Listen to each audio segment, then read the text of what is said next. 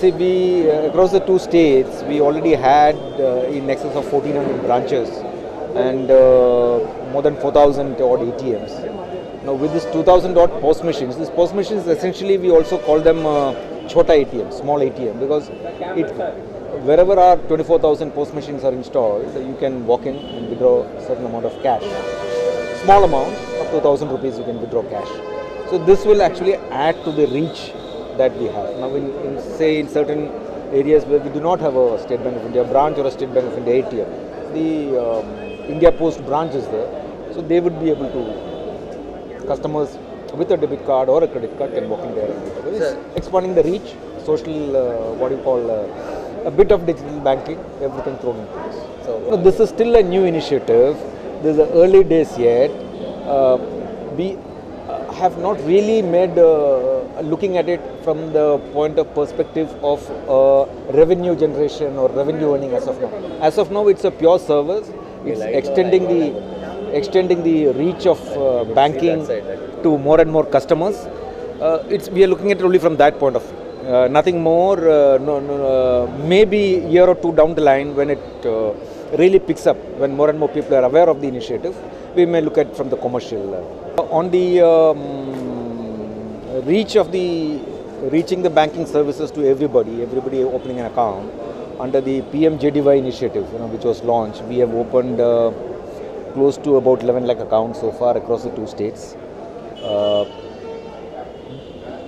We have achieved 100% coverage in all these service SSAs that have been allotted to the bank for PMJDY, and in some cases we have gone beyond that also.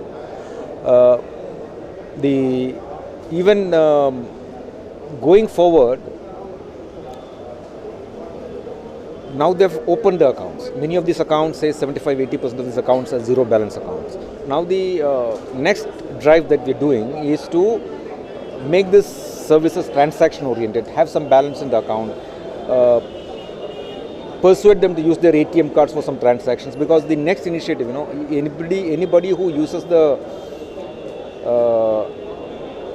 ATM card, the debit card which we are issued to them, they get a overdraft facility of up to rupees 5,000. It has to be for a period of 6 months. The card has to be used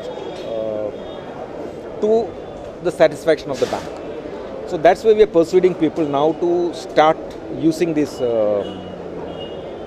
accounts, have some balance in the accounts, and then use a ATM to draw cash, or a Chhota POS to draw cash, or deposit cash at our CDMs or at our branches. That is one side of it. The other side is we have also now the two insurance schemes. One is the accident insurance scheme, and other is the health insurance scheme, which has been launched by the Prime Minister. Those also we are trying to enroll all those people who have opened the PMJDY accounts into this to cover the insurance schemes. For that, we are using what we call our bank mitras. We have banking correspondents and across I think more than 4,000 odd villages across the state, two states. So we are using their means to attract more and more people to open, to have these insurance products. A 12 rupee accident insurance product is an extremely cheap product. Then comes the next scheme of the Atal Pension Yojana, where you make a contribution, the government make a matching contribution up to rupees 1,000, and after a certain number of years, you start getting a lifelong pension of up to a maximum of rupees 1,000. These are all social security schemes launched by the government. These will be spread through the medium of the banks, and we will primarily be targeting the people whom we have opened accounts under the... See, the government has both the state governments, the Telangana state government and the Andhra Pradesh state government, had declared that they would repay the loans of the farmers to the banks. Now, as a first initiative, Telangana government, I think before 30th of September last year, 25% of the outstanding in a selected number of farmers or the farmers' account, they have paid. And these have been credited to the accounts of the farmers. Now the government of Telangana is releasing the second installment, but they have released 12.5%. This also will go into the farmers' accounts So that is as far as Telangana is concerned. Now once this amount is credited, farmers come forward to renew their KCC accounts, and we renew those KCC accounts. It has been fairly successful in Telangana. About 85% of the accounts have been renewed so far after receipt of this amount from the government. In Andhra Pradesh, they released 20% first. They released in 2 installments. One installment just in the last week of December 14, and one installment in the latter half of March 2015. But both are the first installment. Some people got left out in the first week. Andhra Pradesh, given the numbers are much larger in Andhra Pradesh than in Telangana, for us, for State Bank of India at least.